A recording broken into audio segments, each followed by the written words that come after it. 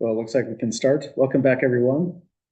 So we're nearly finishing off week number 11, and the noteworthy thing about that is week 12 is the 75% mark.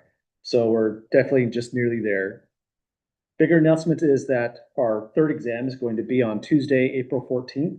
Gets us some time to prepare, and on Friday, I'm going to be working out the exact coverage for what will actually be on exam 3, the formula sheet on the very last page, which we agreed will include properties of logarithms, and also be posting the sample exam questions as well, just like we did for exams 1 and 2. Aside from that, we're nearly done with the optimization section.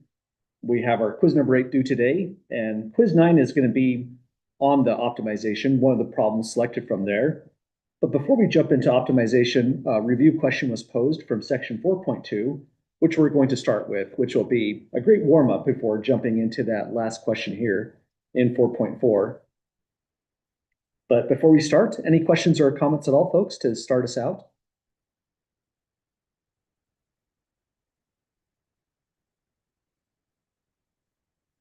Okay, let's take a look at that review question. This one comes directly out of WebAssign. It's the last problem out of section 4.2.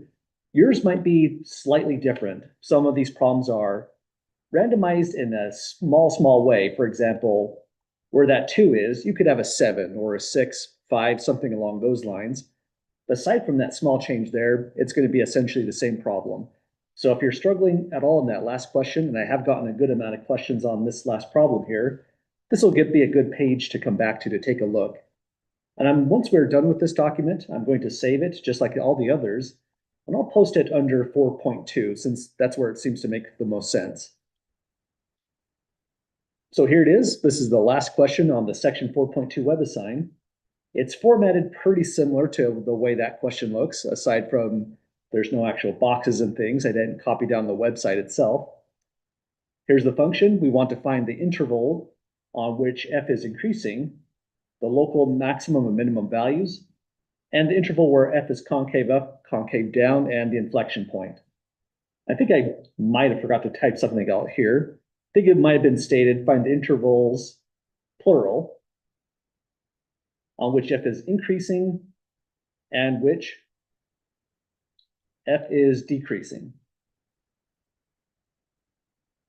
So let's give this a try. This is essentially what we're doing in section 4.4 in optimization. The only difference is 0 context on this one. And it's kind of similar to the one we left off on because this one's an exponential problem too, except this one requires product rule and chain rule to get through. And this one looks like it's going to be mainly about chain rule to finish off this derivative. So maybe before we even get started, let's reflect on how the chain rule would go on this. If you have y equals e to the power 2x, and you differentiate that function, just looking at it one term at a time, through the chain rule on this one, kind of like the problem you're practicing on 4.4, you'll get e to a power times the derivative of whatever that power was. If it was just x, then we're done. It's e to the x, the derivative of x is 1, and we didn't do the chain rule, no problem. But 2x is a problem. We have to be careful with that one. If we put 2x here and 2x here, the derivative of 2x on that spot is 2. So the derivative would become y prime equals e to the 2x times 2. Or if you prefer, you could write it as 2 times e to the power 2x. So that's one term down. When we differentiate that term, it's the same kind of idea. Any questions with that first derivative here?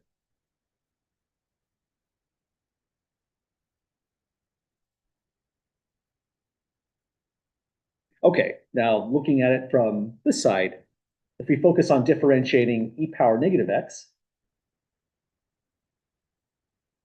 it's the same structure. The derivative by the chain rule is e to whatever the power is, multiplied by the derivative of that power. So negative x would go both here and here.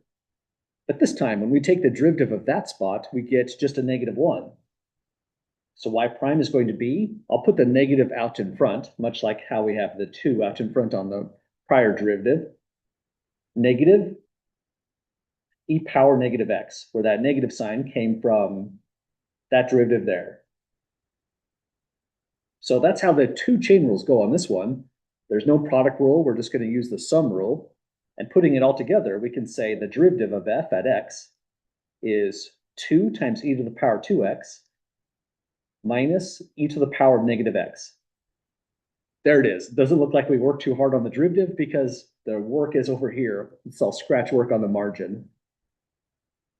With that derivative down, we're about midway through finding the intervals of increase or decrease.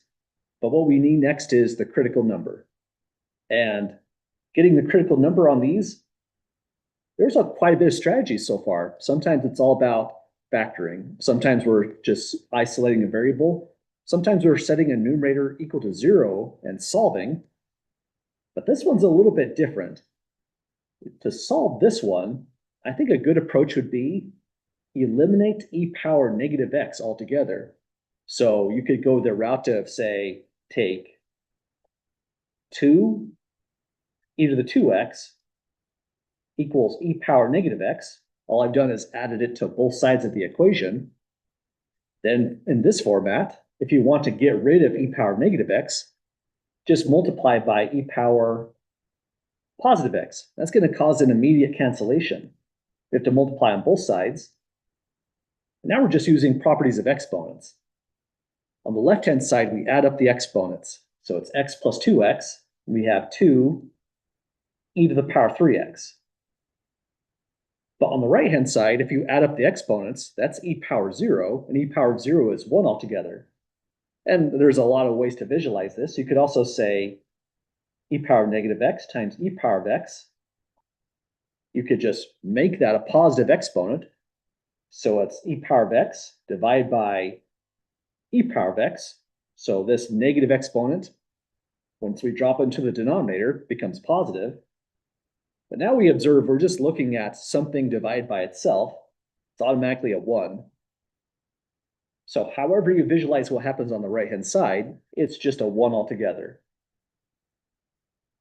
That's a good amount of tricky algebra so far. Any questions to this stage of the equation solving?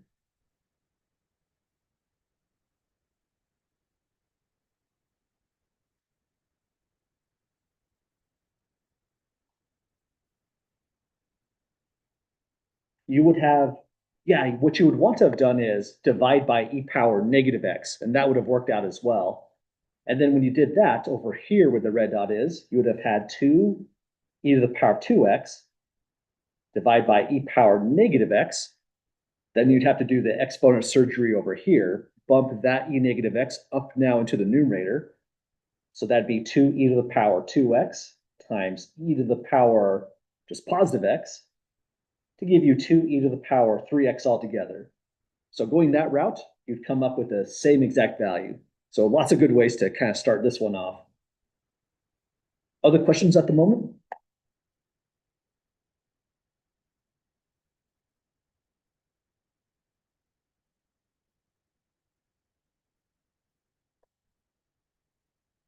Okay, really our major goal here was get the exponential completely isolated, and it's still not there.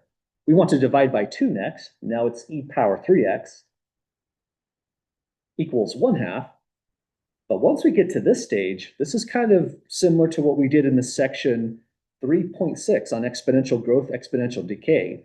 When we're solving for the growth rate or decay rate k, when we got to about this step, we took the natural log of both sides. So here, take the natural log of e power 3x. It'll be equal to the natural log of 1/2. Then finally, altogether, here's our nice cancellation. It's just 3x equals natural log 1/2. And still not exactly there, but we're almost at that spot. Divide by 3. X equals natural log of 1/2 divide by 3. And that's finally the critical number of f. So this is the critical number of our function f. And once we find the critical number, we can now analyze what intervals the function is increasing, and which intervals it's decreasing on. So let's take this. The next step we would have taken in section 4.2 and in section 4.4 is we drop a number line. We're using the increasing decreasing test, which is going to involve that critical number again. So here's natural log 1/2 thirds. Now we need test values on the left and the right, which means we probably want a good approximation of that. Need even more space still. This is taking more space than I imagined. So let's throw that into the calculator. You know, you wouldn't know it, but that's a negative number unless you're pretty fluent with properties of logarithms. The moment you put in something less than 1, you get negative for any log. Then divide by 3. This is about negative 0.2.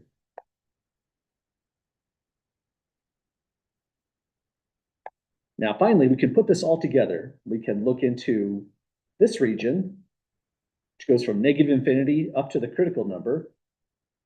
In this region, which goes from the critical number up to positive infinity.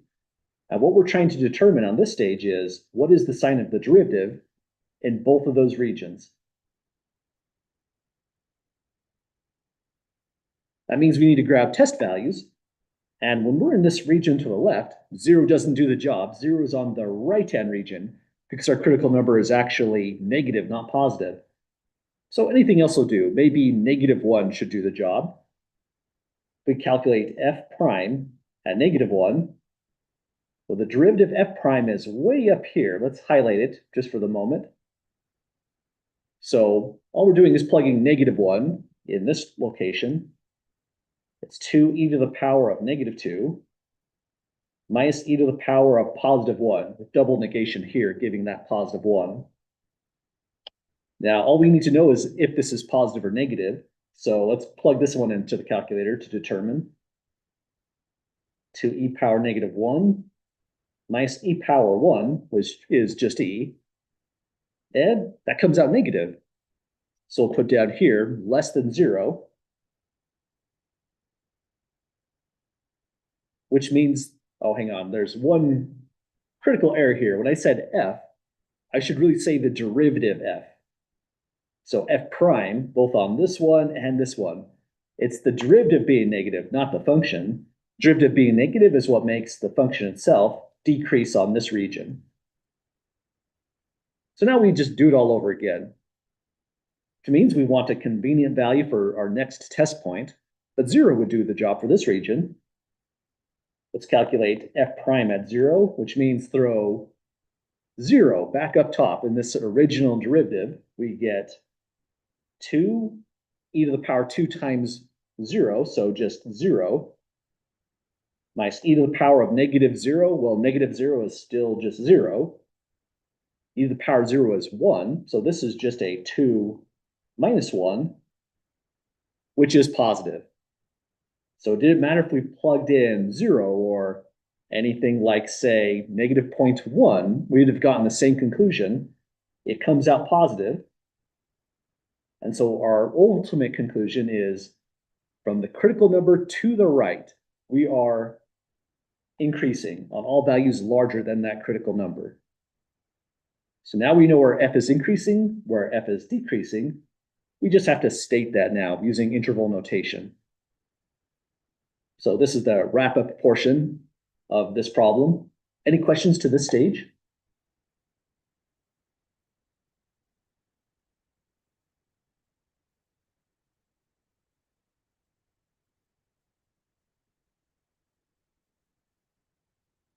Okay, so to summarize, let's now just say in one run-on sentence, the function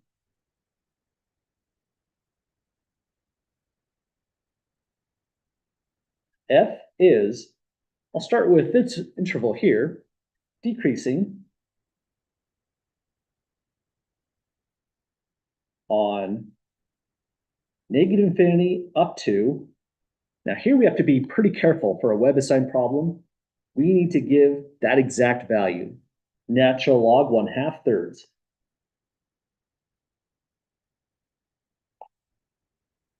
And increasing on natural log 1/2 off to infinity. So we have now a good idea of what the local maximum, local minimum values would be on this one. The instructions for a WebAssign problem says if something does not exist, throw a DNE on it. And that's definitely going to happen for one of these. This one doesn't have a maximum whatsoever. I'm highlighting the wrong thing. It doesn't have a maximum. It has a local minimum, and that's it. And in fact, our local minimum is in fact an absolute minimum since there was exactly one critical number. So let's state these all together. The question was asking directly about local minimum, so I'll say it that way. The local minimum is f at, throw in the critical number, natural log 1/2 divided by 3. The reason it's a local minimum is our increasing decreasing test tells us the curve essentially looks like this around the critical number. It decreases until it gets to the value of the critical number, then turns around and increases. And so we have a local minimum. There's no y-axis here, so I need to actually come up with that value. And so that's what we're about to compute down below here. But this is the original function f, so we have to cite what that one was.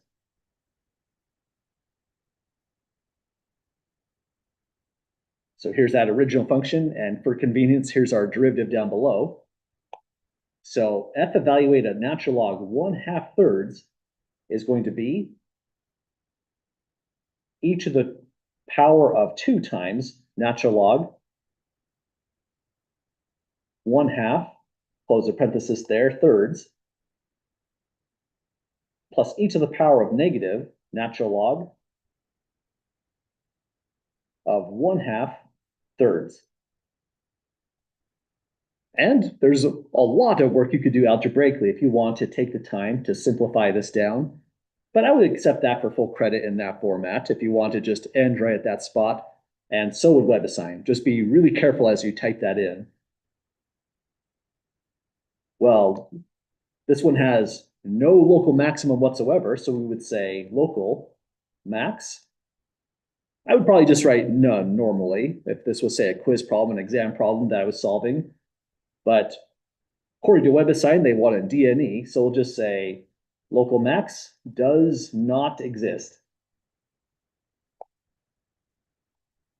And one last thought to tie in what we're doing in our current section. This number here is also an absolute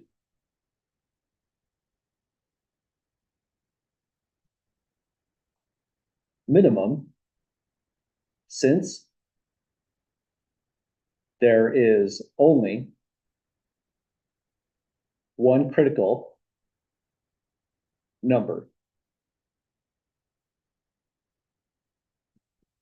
Well, we did, folks. This one's pretty tricky, mainly because it's an exponential function. The algebra looks a little bit different to solve. Testing it, we have to be careful by using an approximation. Ari says, will you explain one more time why it does not have a local max? Yeah, absolutely. The curve itself, when we're visualizing it, it has this kind of form. Right at the critical number, it has a horizontal tangent line. So that's where it's going to be neither increasing nor decreasing. But to the left of that one and only one critical number, it's decreasing. So if we were to graph the curve, it would look like this. Starts decreasing, derivative is 0 at that critical number, right where we're at. Then it starts increasing again. So the curve is going to look about like this. But that means there's only a local minimum. This one is never going to have a local maximum because there's no second critical number where it's going to turn around like that again, giving a potential local max. So this is the kind of picture or background image you'd be thinking about for that question. Does that make sense with that question there, Ari?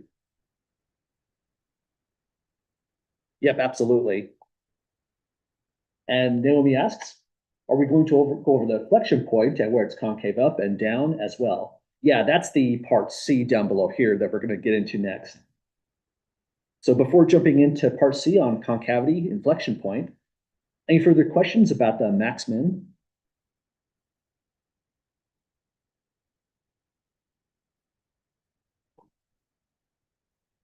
Okay, so now let's get into the next adventure on this one. This is where I got a good amount of questions as well on WebAssign. We're going to look into where this curve is concave up, concave down, and an inflection point. I didn't like the formatting on WebAssign. They ask for the inflection point first, but really you find concavity and then you address everything you know about inflection point. So I reworded the problem on this one to match a little bit better how you would actually do this. What you do is you start at the first derivative. We resolve where it's concave up, concave down based on the sign of the second derivative. Concave up means f double prime is positive. Well, let me fix this pen real quick. Concave up means f double prime is bigger than 0. Concave down means f double prime is less than 0. And our process to resolve concavity is really the same thing as we did at the very top here. We just take a new derivative. So now it's the second derivative. We'll set it to 0, solve it, and then address everything with f double prime here on the number line. So same kind of idea, just a different function. The good news is the derivative is essentially the same stuff too. We've already done derivative of e to the 2x with the chain rule. The same with e negative x. Only thing is different is there's a constant 2 in front and a constant -1 in front this time. So when we go f double prime, we start with the constant multiple rule. 2 stays exactly where it is. And when we differentiate e to the 2x, like we saw in part A, all we get is 2 times e to the power of 2x through the chain rule. Then do it all over again over here. This is a constant -1 multiplying. We'll just write it as negative. Multiplying this derivative. This derivative right here gives us an additional negative sign, negative e power negative x. So that's the whole derivative, just borrowing what we knew from the derivative of this piece and the derivative of that piece. In fact, a little color coding can't help. Or excuse me, a little bit of color coding can't hurt is probably the better way to say that. So these are the derivatives we copied in from part A, color coded in blue and green. All we need to do is simplify it from here on out. So now the second derivative, I forgot to say of x. Let me fix my formatting here. F double prime at x, there, that looks a little bit better, becomes 4 times e to the power 2x. This part here becomes positive e to the power of x. We set it to 0 just like we did in part A. And now we're solving for e to the x. And we can take the same exact approach. Let's say subtract e to the x from both sides. You have 4e to the 2x equals negative e to the x. And if we copied the exact approach from last time, we would multiply this time by e power negative x on both sides. But let's take the other suggestion that Naomi gave. You can also just divide by e to the x. That would work just as well. So for the sake of some variety in attacking this, let's go the route of just dividing by e to the x. Oh, hang on. Yeah, that's e to the power negative x. Thanks for spotting that. Thank you, Emma. So good eye. That should have been e power of negative x here. The sign that cancels are these two, but the negative here stays a negative. So that means when I subtracted that, I have a negative x over here as well. Okay, that's, you never know, probably going to make all the difference in a problem like this one. So let's divide by negative e power negative x. Actually, we don't need to take the negative. Let's just go e power negative x like that. Divide by e power negative x here. Then what we'll get on the left-hand side is 4 times e to the power of 3x. We get 3x because if you divide by a negative x, this moves up to the numerator, powers add up to back to 3x. Over here, though, it's a cancellation, and you get just a -1. Now the equation solving is essentially over at this stage. Let's divide out the 4 so it's less of a distraction, and you get either the 3x equals negative 1/4. But even if you didn't divide out the 4, equation solving actually ends right here. There's some additional information we need to know about exponentials as it relates to an equation with a negative sign. That's extra special, and it didn't happen in part A. In part A, we had an equation with a positive sign. That's why we got a solution. But this one's a lot different. Here's one key fact about any exponential function. Whether it's base e, base 7, base 42, a base b to a power, let's call it a, is always greater than or equal to 0. It's non-negative. So no matter how we visualize that function, say you write in y equals e power 3x or just e power of x, it looks like it hits the x-axis, but that's not actually true. It just gets really, really close. Here, Desmos is rounding. That's not actually 0 whatsoever. It's really just very close to 0. So this never goes 0. It never becomes negative. Oh, hang on. That means there's an issue there. That should be strictly bigger than 0. Doesn't even hit 0 itself. Sorry for the revision on that concept there. So once we get to this stage, due to the negative, this has no solution. Doesn't mean it has no concavity, but what it will mean is there's going to be no inflection point. If we have no solution for where we set the second derivative equal to 0 to solve, it means we can still write down a number line, but there is no cut point this time. There's just one whole number line. The bracket's going to extend from negative infinity to positive infinity when we're looking into concavity. Naomi says, what if we forget that? Will we still get no solution if we take the natural log of both sides and solve for x? Yeah, absolutely. Here's what it would look like in the calculator.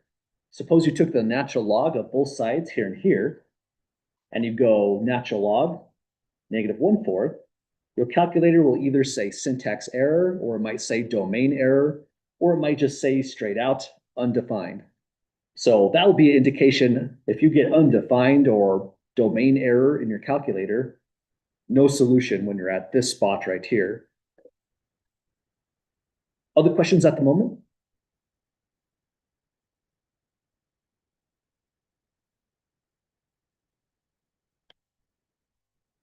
Okay, well, this one's nearly done. We just have to say the last things that go along with this. So whether we find a value that sets the second derivative to 0 or not, we still drop on a number line, but this time there's no cut anywhere. We go from negative infinity to positive infinity, and now one gigantic bracket for this entire number line.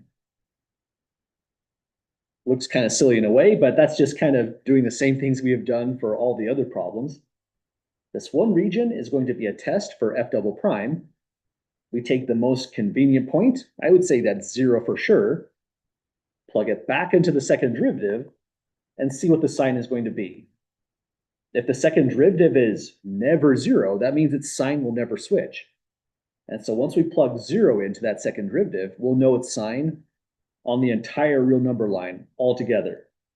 So take f double prime, where it's circled in purple above, at 0, meaning we're plugging 0 up here, we get 4 e to the power of 2 times 0 for a 0, plus e to the power of negative 0, which is a 0.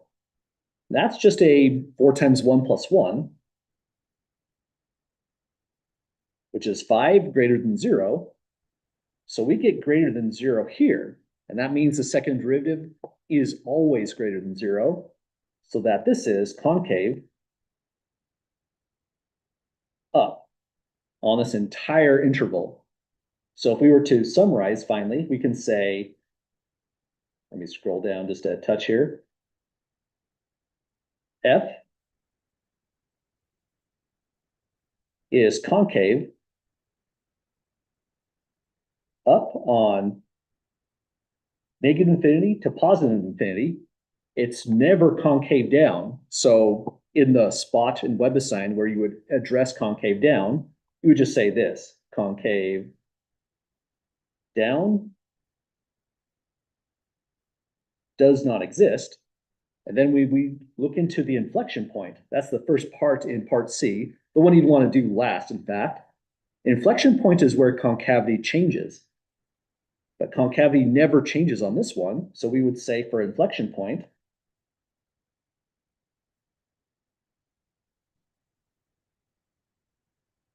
does not exist as well on that one. So kind of an unusual function, but also thinking along these lines, if we talk about the second derivative test, the one we saw in the optimization section, let's actually take a look at it for just a moment.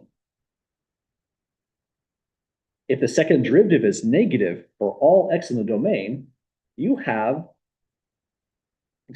positive is our case. If the second derivative is positive for all x in the domain, you have an absolute minimum. And that's what happened in our problem. Second derivative is always positive. And this one, it's both a local minimum, but it's also the absolute minimum in this problem. So the methods kind of align in a sort of satisfying way in that sense.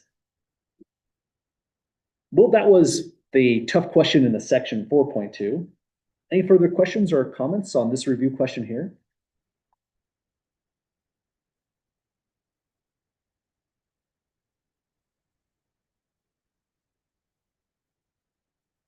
Okay, again, if you take a look at the one, if you're working on this last one in your homework, you might not have either 2x. Some of you might, and you kind of won the lottery there.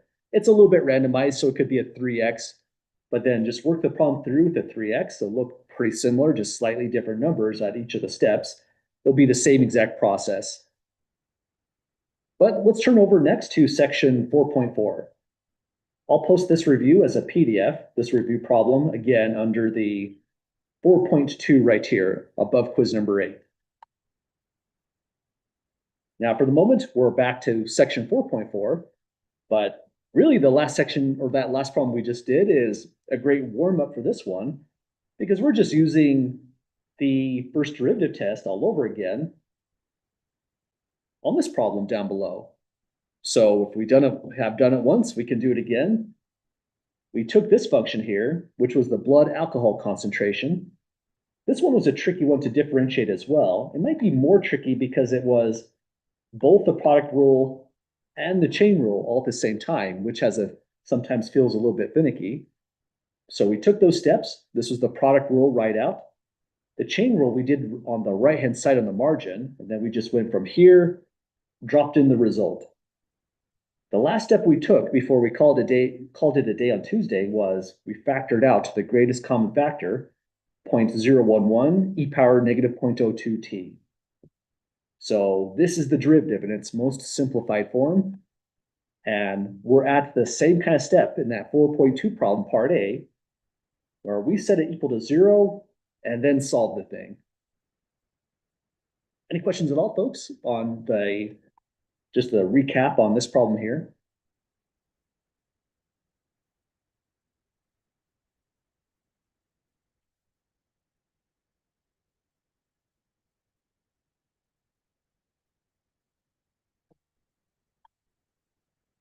Okay, what we were doing on this one is the context was, once again, someone took a drink of some weird unknown hard liquor. Their blood alcohol concentration is being modeled by this surge function here. We want to know at what time is the blood alcohol level going to be at its peak? When is this person going to be the most inebriated? And if they had to say, do a breathalyzer test, what would be their peak blood alcohol content? So that's going to be the next two parts.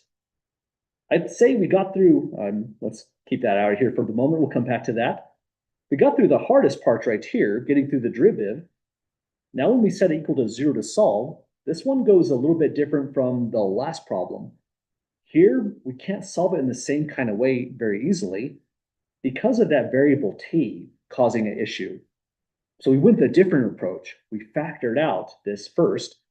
Now with this in its fully factored form, we can make the conclusion that because this is two things multiplied being set equal to zero, either 0.11 even power negative 0.02t is zero, or 1 minus 0.02t is zero. So the equation splits across that due to our factorization. Nomi says how we get from 0.11 e to 0.02t times 0.002 to the 1 minus 0.002t. Oh, that was once again from the factorization step. Let me double check. Okay, yeah, I think that's what we were meaning. So we factor out the greatest common factor, which was this altogether. It appears both here and here. So when we factored it out, all that was left was a 1 on this term. So there's the 1 there. On the second term, it left behind the t and the negative 0.02. So there's the t and the negative 0.02 there. Or thought a little bit differently, if we worked backwards. Oh, hang on, let me fix that. Undoing the color coding.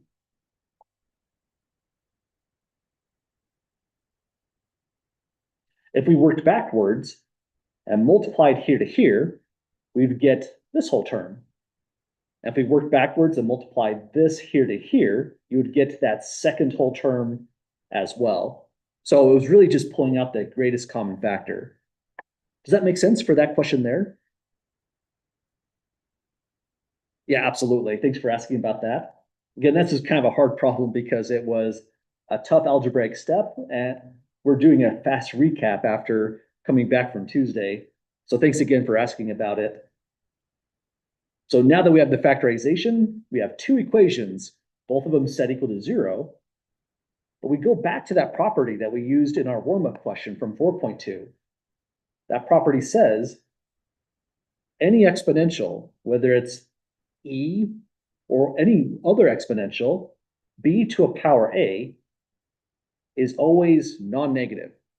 Doesn't matter if you're multiplying by 0.001, you could divide that into both terms. You still have e to an exponential to any power set to zero. If you try to solve this, you'd be taking the natural logarithm of zero. But same problem as before, it's undefined. So the moment you have zero here or any negative value, just on like on the last section, that implies there's no solution here.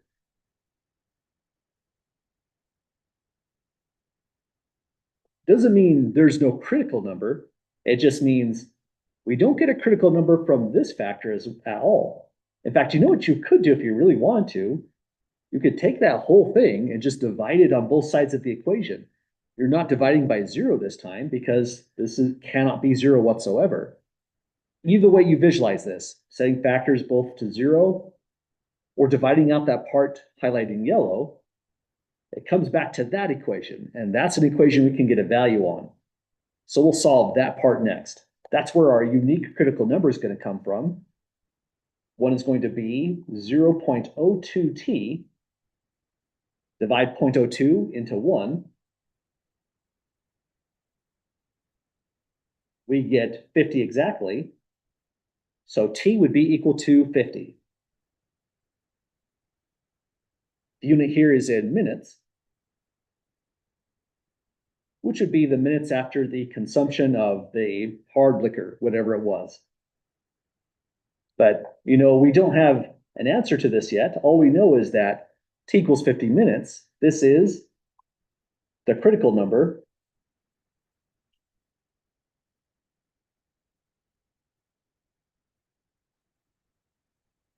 of f. So what we need to do next is use the first derivative test or the second derivative test to verify we have an absolute maximum in fact. And it's up to you which one you'd like to use on the quiz or the exams. I think on the last quiz that I posted, I said in the instructions, use the first derivative test. If you decide to use the second derivative test, I would be okay with that. It's probably a little bit harder. On this one, I would say the first derivative test is easier because here's the first derivative once already.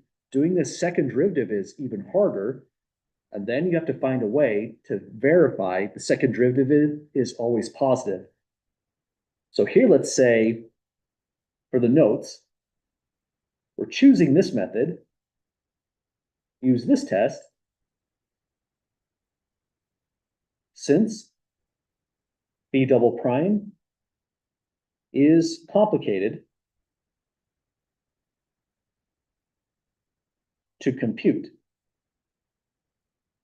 We're going to get a complicated expression, and you have to do even more with that. So let's say, and since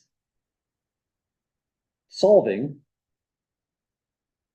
B double prime at x greater than 0, actually the variable is t, so let's put in t, for all t greater than or equal to 0 might be harder than even computing the second derivative. That's not guaranteed to be a nice inequality whatsoever. The first derivative is complicated, the second derivative is going to look worse. So solving that might be a tough amount of algebra. So this is the context in which we would absolutely want to just use the first derivative test. We already have that derivative. We have the critical number. All we just need to do now is to estimate or determine the sign of the derivative in two regions. So here's what we would do next. We drop down a number line. Let's recall the domain of this thing. This is blood alcohol content, and this is T minutes after the consumption of a hard liquor. We probably should have said what the domain was on this, but let's do it now. This implies T is greater than or equal to 0. So 0 would mean this is the instant that the hard liquor was swallowed. And then we're just looking at positive time thereafter. So that's our domain condition. So we're going to put 0 here. Here's T minutes. And we have one critical number, 50 minutes, to throw in. Because it's exactly one critical number, it's plausible we're going to get an absolute maximum. So we'll have a region here to test. Again, it's kind of like our warm-up question for the day, except that one was an absolute minimum. This one, because the instructions said we're trying to find an absolute maximum, we're going to hope that the algebra pans out and we actually see the absolute maximum occur. Okay, so just trying to figure out where to scroll to. This should do the job.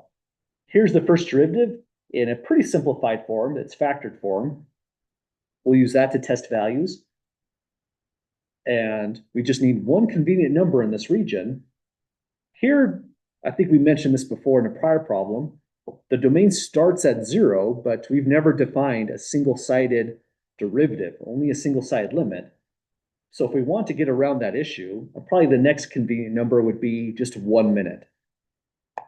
So we're going to determine the value of B prime both here and here. Start by plugging in 1 minute, which means we're computing the rate of change of blood alcohol content 1 minute after consumption. It should be positive if everything is working out. But the major thing we want to show is that right after 50, it switches to negative here. So we're throwing 1 in this location.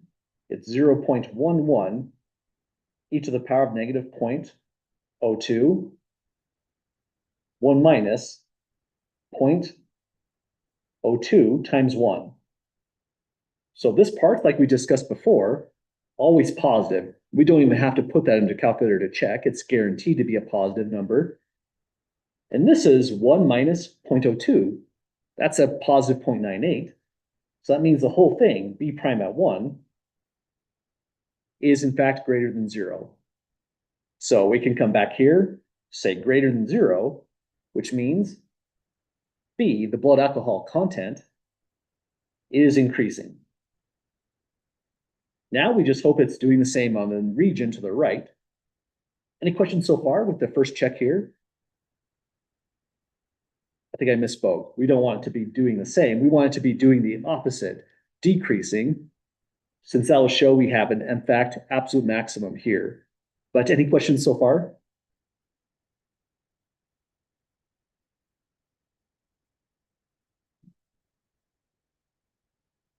Okay, well, we have one more interval. We want to test somewhere out here. 51 would do the job, but I think 100 might be a little bit more convenient, easier to use in our numbers. So let's do B prime at 100. So 100 minutes after consumption. We're plugging 100 everywhere t occurs up here once again. So that's 0.11. E to the power of negative 0.02 times 100 is just negative 2. But once again, all of that's positive. And now we get 1 minus 0.02 times 100 is just a 1 minus 2. And that's absolutely negative. That's a positive number right here, multiplied by negative 1. So this is less than 0, which means the first derivative right over here is less than 0. But the derivative is telling you the direction the function's going. If the first derivative is negative, the function's decreasing now in this region. So B is decreasing. So all we now need to do is resolve the whole question. We'll state the minutes at which we have an absolute maximum and what the absolute maximum even is in blood alcohol content. Well, we're nearly there. This just verifies that this is not just a critical number. It takes us to the absolute maximum. And it's a maximum because let's visualize that once again, like we did on our warm-up question. Right up to 50 minutes, the graph would look something like this, always increasing, levels off. This is where the derivative is 0. Then beyond 50 minutes, the curve looks like this, always decreasing. So we do in fact have an absolute maximum right at 50 minutes. Let's maybe put this on the next page so we're not all cramming it all in. I'll just say here continues. And here's our overall statement. The BAC is at an absolute max at t equals 50 minutes. We also want to know what is the absolute maximum. So let's say that next. The max is B for the blood alcohol content. Throw in the 50 minutes, that same critical number. But we plug this into the original function, this one down below. So that's 0.011 times t, which is 50, times e to the power negative 0.02 times t, 50 again.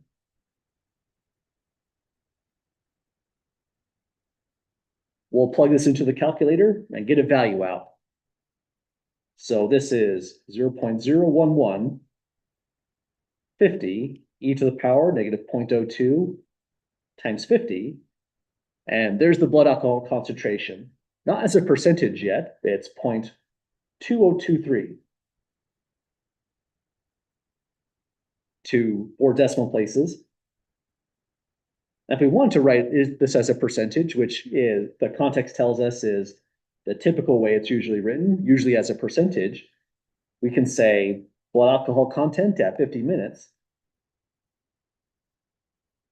is 20, or hang on, let me double check this.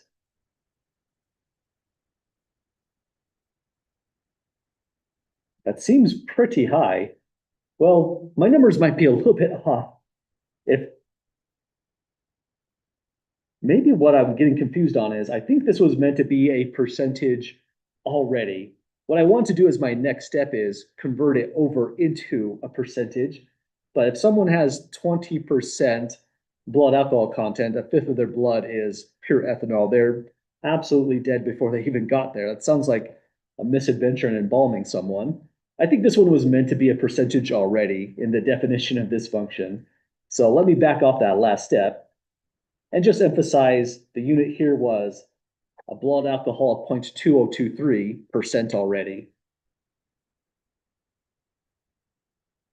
Naomi says a WebAssign would be able to put the 0.2023, or we would have to keep it as an equation.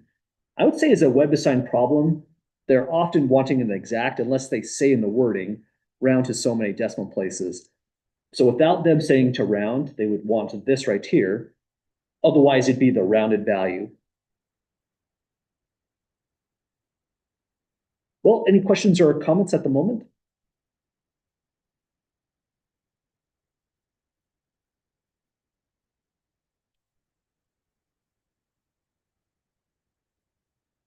Okay, well, if we're looking to the context further, this would be a case where this person, if they were breathalyzed and they had that actual true blood alcohol content, this person would be in all sorts of legal trouble in the state of Idaho and probably most other 50 states. But this was meant to be just a problem to exhibit how different kind of pharmacokinetics would work, whether it's alcohol or any other kind of drug.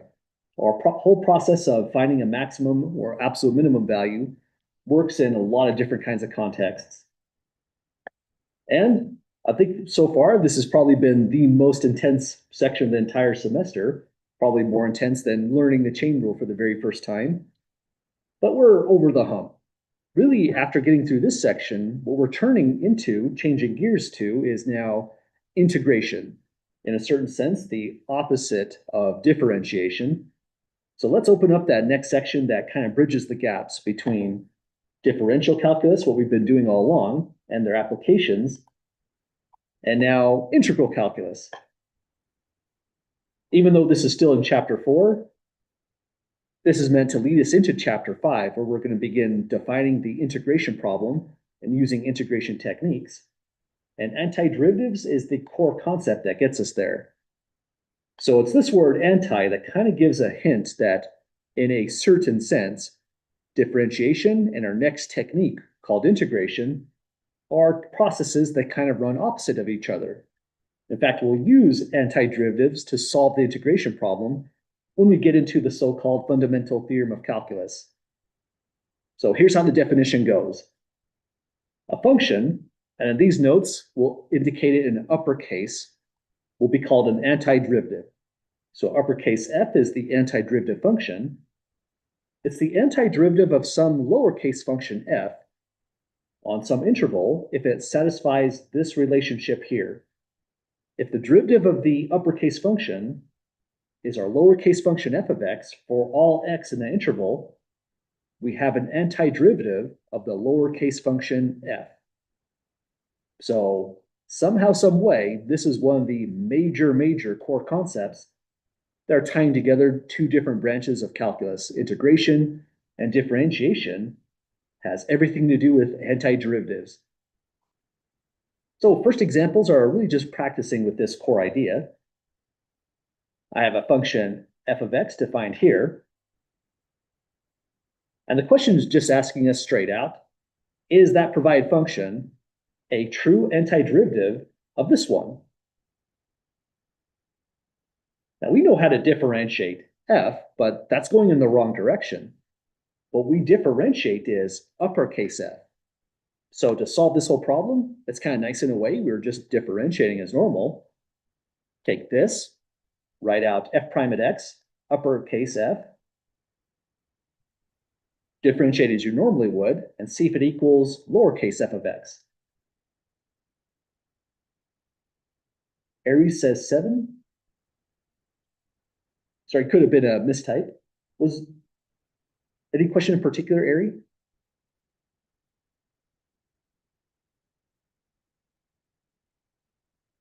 So running through this derivative here, we'll use the power rule. 5 by 2 will give us 10. And we'll have an x power 4 on our first term. Oh, sorry. Yeah, I thought that might have been. No worries. So our 10x power 4 matches so far with that 10x power 4, but that's not the whole story, right? We have to keep on going. Differentiate here, 2 comes down and multiplies, and we get just a 6x. Then we check. We're on target so far, but the derivative is not done. We have to differentiate the 2x term, which means we get a plus 2. And that's a problem. 10x power 4 plus 6x plus 2 is not that whatsoever. So this is not equal to. Let's use the not equal symbol. F of x If it were a true antiderivative, we would have had equality right here. But because we have not equals, we can say this implies f is not an antiderivative of lowercase f. So that's our check.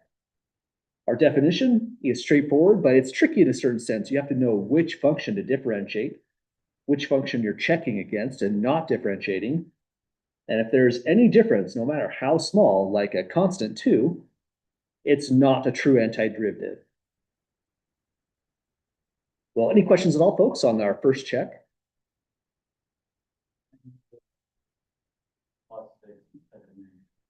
Oh, thanks for spotting that. That was a weird error there. Good eye. Thank you from class. That should have been a -6. And anyone was double checking that, that's still invisible to me. So -6 here, 6x here, then +2.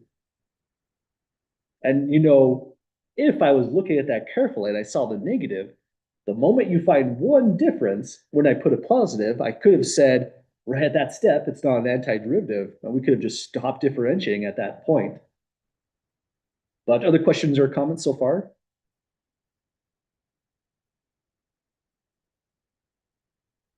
Okay, let's try this out all over again.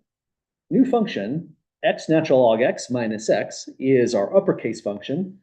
We want to know if that function f is an antiderivative of just natural log x. And same exact process, we have to differentiate that function. But this derivative is a little bit trickier, right? This is a good review right here of product rule. It's only the product rule on that very first term. The derivative of the last piece is just a -1, so we'll do product rule here. So let's work this out carefully.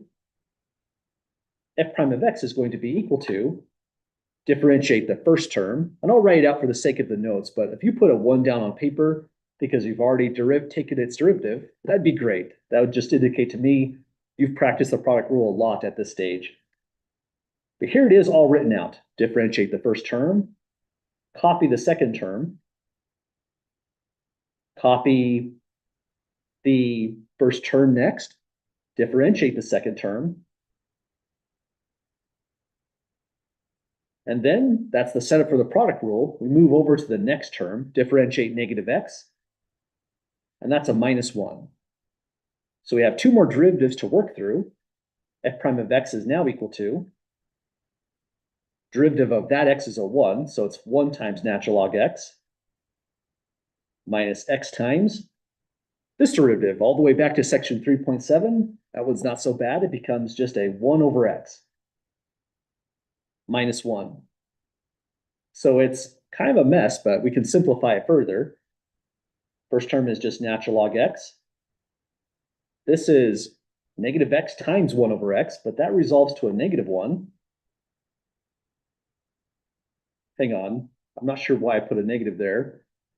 In the product rule, don't forget there should be a plus in between. I'm having trouble with my positive and negative signs. Let's do a quick correction here and here. Let me highlight that plus. You would use a minus in the middle right here for a quotient rule, not the product rule. So with the plus resolved right here, we get a +1, then go -1. Simplifies even further. This is just natural log x. But that natural log x is the function here, lowercase f of x. And so it tells us the uppercase f of x, when we differentiated it, turns into lowercase f of x. So through the definition here, it is a true antiderivative. So to summarize, this tells us f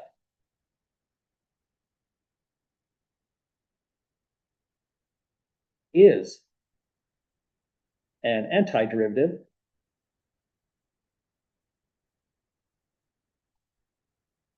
of lowercase f of x. I'll just write lowercase f. Well, part A was a non-antiderivative. It was off by just a little bit, that 2. But this one worked out, and kind of random in a certain sense, right? The antiderivative of a function is not always straightforward to find. Integration is a finicky and strange technique. The antiderivative of natural log x turns out to be this is a pretty random problem. Any questions at all, folks, with either part A or part B?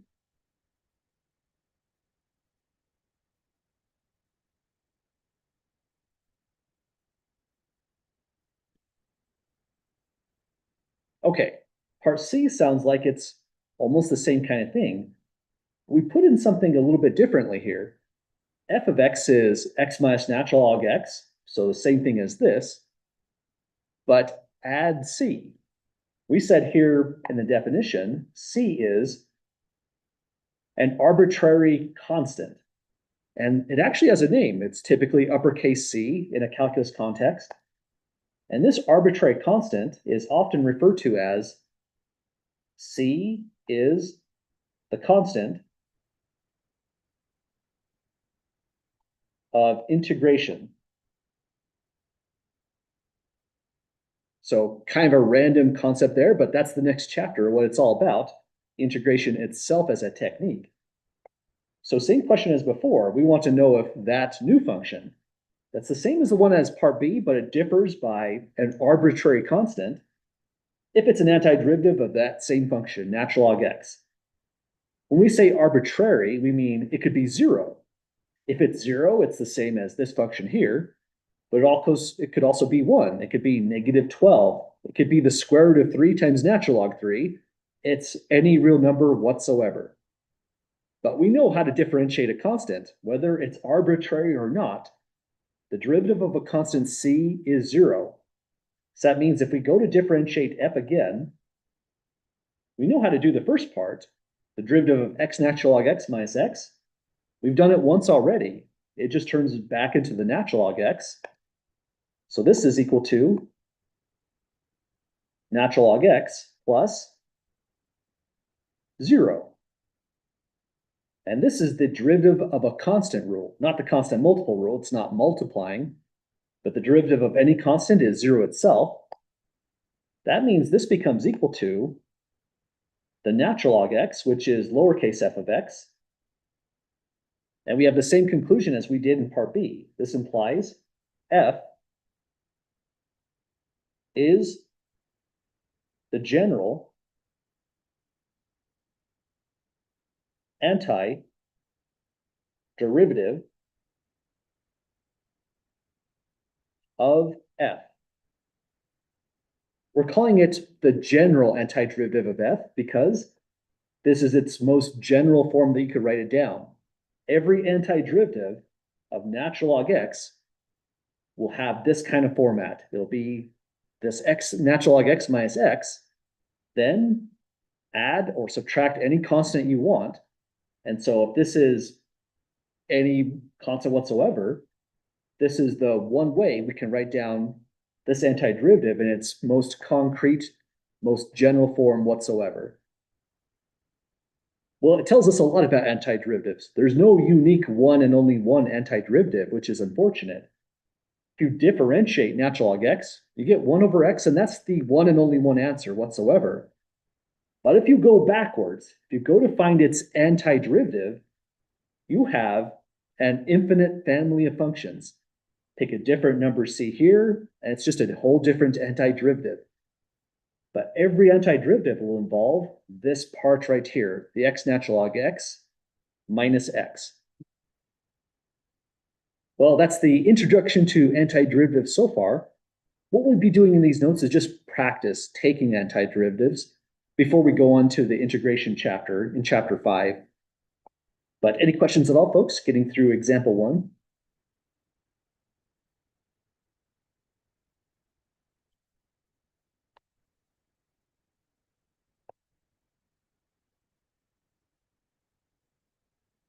Okay, well, here is our next definition, expanded just a little bit further. Well, really a theorem. The definition here is just copied for easy reference. And theorem here, theorem number 1 says, if f is an antiderivative of lowercase f on an interval, the most general expression for that antiderivative of lowercase f on that interval is f of x plus c. So once you find an antiderivative, all you do to get its most general form is just add an arbitrary constant. Once you put down c in the context of a calculus class, everyone's going to think of that uppercase c is any real number whatsoever, meaning an arbitrary constant. And whether we're doing a problem in a quiz, WebAssign, or exam question, if it says find the antiderivative, that's where this comment comes into play. Going forward, every question asking for an antiderivative, we'll see them here, also in chapter 5. It's telling us to implicitly find the most general antiderivative. And so we must always do the following. We must always add that constant c there. And it seems kind of small, but that constant c actually matters quite a lot. If we're doing any kind of applied problem, anything in differential equations, anything in chapter 5 that's applied, not putting down that constant c can mess up the solution method for what we're trying to solve. So it seems small right now, but it'll be worth credit, and it is important. We'll see later on. Well, that's our brand new theorem that goes along with the last problem we solved. What we will be doing next is just practicing finding some antiderivatives. We'll do a few here, and then we'll come back next week on Tuesday to refresh on the definition and theorem, and then finish out these notes. So let's give this a try. Example 2 says, find the antiderivative of each function. Well, here's a thought. We're going backwards in the direction of taking the derivative and then throwing on the arbitrary constant c. And this is a power function. So if we want to find its antiderivative, what we should do as a very first step is state the differentiation formula and just unwind it. So let's put down on the right a formula from way back in chapter 3 when we just started differentiation techniques. The power rule said that the derivative with respect to x of x to the nth power is n comes down, multiplies x times n to the power n minus 1. So that was the entire power rule. We took a derivative, so we didn't add a constant. We just stopped right there. Here, we're reversing the power rule. So this is the power rule in reverse. And much like the power rule is probably our most used differentiation formula, the power rule in reverse is probably going to be our most used antiderivative formula. So this one's critical to get down. Everything's going to flow from this one rule. Here's what's going to look like. Here is our function f. We're not verifying if something is an antiderivative. We're finding it this time. So it's a much different example 2 from example 1. We have to produce f. But we're going in the exact opposite of what we did here. The entire thing. Step 1 was n came down. That's going to be our last step. Step 2 was n was decreased by 1. That's going to be actually our very first step. But we don't decrease, we go up this time. So right here, the very first thing we're going to do is put a little bit of space before writing the base x. And if you're doing an antiderivative, you go up by 1 term. It's now n plus 1. We do that first. And we don't multiply by n plus 1. We do the opposite operation. We divide by it. So we go here. Once we find the new exponent, we go 1 over n plus 1. And then it's not the whole story because this is just one antiderivative. There are infinitely many more. All of them differ by a constant. So we go follow this and go plus c, adding our arbitrary constant of integration. So there's our power rule in reverse. Let's put a box on it to emphasize its importance. So that's my claim for the antiderivative on this one. Any questions at all, folks, on producing that formula there?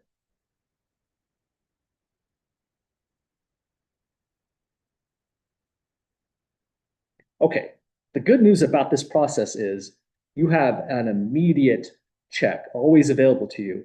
Chapter 3 gave us every tool you would ever need to know in this course to check if your formula is right the moment you come up with an antiderivative. All you do is the following. Here's the check. Differentiate your answer. When you differentiate your answer, it's got to come out as the question, the under lowercase function, x power of n. So if we differentiate this, well, the very first rule that's going to come up is that's a constant and it's multiplying. So the constant multiple rule says doesn't go away. It's just going to stay right where it is.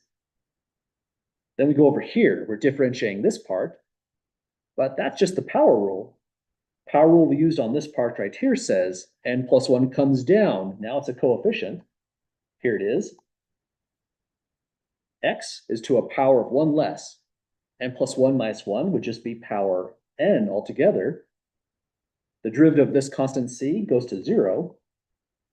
So f prime at x, once we simplify, these two cancel in the denominator, is just x power n.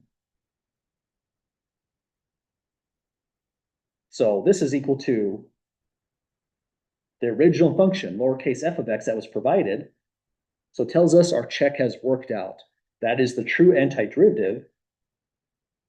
But there's one small problem with that as an antiderivative. Yeah, let's go with that color. Let's make that pop. This surely is the power rule in reverse, but the keen-eyed among you might have noticed it fails in one spot. There is a flaw to this. N cannot be -1. Formula will not work because then you divide by 0 right in that spot. So this is for n not equal to -1. So we don't have the full formula for this until we find the antiderivative of that one. And we definitely will. We'll do that when we come back to class on Tuesday of next week. It's a surprise on what this one is, but it'll feel like deja vu, something we made a big deal out about that we're going to come back to. We're coming back to it to resolve the antiderivative of that one. Why is that one at n equals -1? It's because this f of x is really x power -1. That's the n value, and this whole formula breaks right at that -1. Haley says, in exams and quizzes, would we have to add the n value? I would say you wouldn't have to, because a typical exam or quiz question is going to look more like these down below. This part A, this was more for us to discuss how to come up with a formula, and the typical problems in WebAssign, quizzes, and exams are like the ones down below. So you wouldn't have to worry about that on the quiz or exam. Yep, absolutely. Other questions at the moment?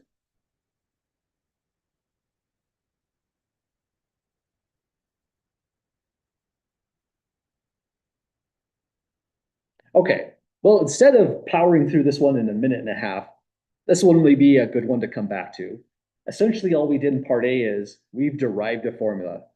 If that's your function, this is the antiderivative, provided that it wasn't a 1 over x, meaning n is -1. So we'll investigate on how to do this one, the weird case where it is a 1 over x, and all the other interesting cases as well for the next examples. And that will get us well-rounded for when we take on integration in chapter 5. But have a great weekend, folks. We'll be back to these notes on next Tuesday. Take care.